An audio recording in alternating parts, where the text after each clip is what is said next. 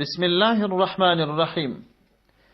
یو ورور پوښتنه کړې ده، وایي دلته په سعودي عربستان کې اکثره ودونه په هوټلانو کې کیږي یا په خاصو ځایو کې کیږي. نو کله یو سړی دعوت وي د ځان سره یو بل ملګری هم بوځي، وایي راځه تم دې میلمستیا ته را سره ولاړ شه. دا جایز دی او که جایز نه دی؟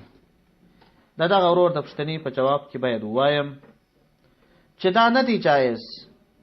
بدبختي دا ده چې زموږ په ټولنه کې و دغه کار ته بیخي خلک نه دي متوجه. اکثره ودونه چې کیږي یو چاته دعوت ورکړي، هغه د ځان سره یو دوه نور بیایي، او داسې کسان بې له دعوته بې له د چا غوښتنې وروانې چې هغوی ته د کور والا هیڅ دعوت نه یې کړی. د دې په اړه پیغمبر صلی الله علیه وسلم وعید فرمایلی دی. او یو څوک چې د یو چا واده ته ورځي، د چا میلمستیا ته ورځي، هغه دعوت کړی نه، دا سره د دې چې دا خوراک ورته حرام دی، بلکې د هغه مسلمان توهین هم دی.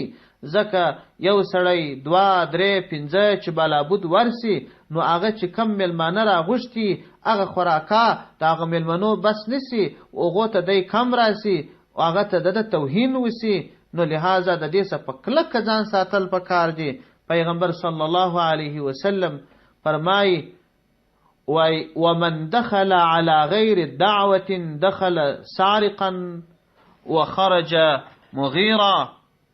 پیغمبر صلی الله علیه وسلم فرمایي و یو څوک چې دعوت سوی نه او و یو کور ته بېله دعوته ورسي، یو میلمستیا ته بېله دعوته ورسي، نو دخل سارقا غل ورننوتی و خرج مغیرا غارت کوونکی، ټاړاک وهونکی، لوټونکی، لوټمار راووتی.